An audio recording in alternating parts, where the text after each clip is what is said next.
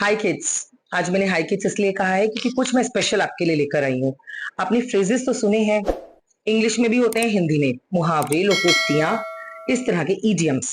तो मैं आज आपके लिए कुछ फ्रेजेस लेकर आई हूँ जो यूज करके आप अपनी डेली लैंग्वेज में इम्प्रोवाइजेशन ला सकते हैं, आप इंग्लिश को और इम्प्रेसिव बना सकते हैं। मोर ओवर, जब आप ये फ्रेजेस यूज करते हैं तो people they trust you that you have a good knowledge of English. कौन इंग्लिश इंप्रेसिवली नहीं बोलना चाहता? तो कुछ क्विक इजी से स्टेप्स हैं, फ्रेजेस हैं, इन्हें लर्न कर लीजिए। जब भी आपको लगे, हो सकता है जब आप किसी से कॉन्वर्सेट कर रहे हो आपको अचानक से याद आ जाए कि यहाँ पर ये फिट बैठेगा और आप उसको बोल देंगे। धीरे धीरे जैसे ये फ्रेजेस आप बोलना शुरू करेंगे, ये आपकी बॉडी, आपकी लैंग्वेज में आने लगेगा और मोर ओवर आपने कैसे उसको बोल दिया ये आपको पता भी नहीं चलेगा and you will have a good impression upon your listeners. First लेते हैं, once in a blue moon. I repeat, once in a blue moon means कभी कोई भी चीज रेयरली होती है। रेयरली कोई आता है, या रेयरली आप कहीं गए हैं, या रेयरली कुछ नया त्योहार मना है, रेयरली कोई मिराकल हुआ है दैट यू से कैन से ये तो कभी कभी ही हो सकता है। तो इस वर्ड को आप यूज कर सकते हैं। For example, seeing a shooting star in the sky, it happens once in a blue moon means आसमान में टूटता हुआ तारा देखना, it happens in blue moon, ये तो कभी एक बार ही होता है। So it happens in a once in a blue moon. Piece of cake means very easy task. बच्चों को लगता है अरे यार ये तो बहुत ही इजी था, it's just a piece of cake for me. So like for example you can say the English test happen today in the class was just a piece of cake for मी।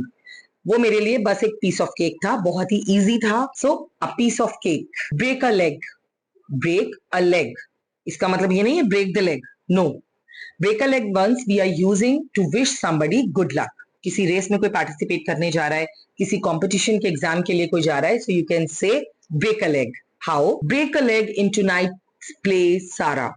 सारा is your friend, सारा आपकी friend है, आप उसको wish करते हैं आज के जो नाटक है जिसमें आप परफॉर्म करने जा रहे हो, I wish you good luck. Break a leg. A penny for your thoughts, a penny for your thoughts. For example, कोई आपसे कोई बहुत पोलाइट बात कर रहा है तो आप उसको पोलाइटली सुन रहे हैं, उस पर आप रिस्पॉन्ड कर रहे हैं। You are feeling kind, so how can you use? किनी, you seem quiet today, a penny for your thoughts means मुझे लगा इसीलिए मैंने काइंडली और पोलाइटली आपसे डिस्कस किया, आज आप बहुत शांत लग रहे हो। बाइट द बुलेट, अब ये क्या है? हम एक गोली को बाइट कैसे कर सकते हैं, इसका मीनिंग बिल्कुल अलग है। बाइट द बुलेट होता है except the challenge means might be something is tough and difficult for you but you accept the challenge. For example, you can say, yes, this project in English is quite tough but let's bite the bullet and do it together. So this is the example you can use and you can speak with your friend like this. Two heads are better than one. Two heads are better than one means दो दिमाग हमेशा better काम करते हैं। इसके लिए हम कैसे एग्जाम्पल यूज कर सकते हैं? Let's collaborate and complete the project because two heads are better than one. मान लीजिए आपका कोई प्रोजेक्ट हार्ड है और आप टीम वर्क करना चाहते हैं, आप अपने फ्रेंड के साथ किसी ग्रुप में बैठकर उस वर्क को अच्छे से करना चाहते हैं, you can use this phrase, two heads are better than one. Don't cry over spilled milk, don't cry over the spilled milk means जो हो गया सो हो गया, उस पर बार बार रोने का कोई फायदा नहीं है। So once something is done, let's move forward. तो इसके लिए आप यूज कर सकते हैं don't cry over the spilt milk. For example, I dropped my ice cream, but crying over the spilled milk gives no benefit. Let's get another. The ball is in your court. For example, Mark, choose the another game. Now the ball is in your court. Means आप दूसरा game choose करो और ball अब आपके court में है, आप ही डिसीजन लो। Every cloud has a silver lining. Means जब हमें कई बार किसी चीज में फेलर्स या फिर हार का सामना करना पड़ता है, उसके बाद हम एक नई बिगनिंग करते हैं। सो उससे कुछ ना कुछ तो बेनिफिट हमें मिलता है, चाहे हमें कोई एक्सपीरियंस मिले या लर्निंग मिले।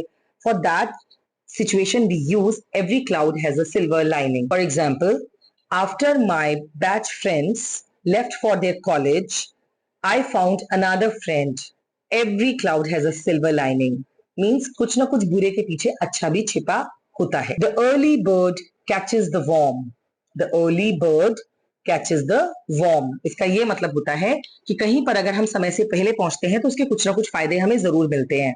For example, let's go to the park early because the early bird catches the worm मान लीजिए आप पार्क में अर्ली गए हैं, आपको झूले मिल जाएंगे, आपको खेलने के लिए स्पेस ज्यादा मिल जाएगा, आपको वहां पर बैठने की जगह मिल जाएगी।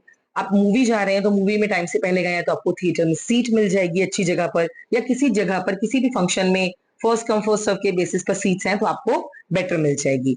Means reaching before time many times it is beneficial. You can use early bird catches the worm. So these are the phrases kids you can use, और केवल बच्चे ही नहीं, ये phrases बड़े लोग भी यूज कर सकते हैं अपनी कम्युनिकेशन में, अपनी बातों में। आप किसी से बात कर रहे हैं, यकीन मानिए इन phrases को यूज करने से हमारी इंग्लिश लैंग्वेज इंप्रेसिव लगती है और हमें भी अच्छा बोलना आ जाता है। All the best, keep practicing and keep watching my channel. Thanks for watching. Subscribe to our channel.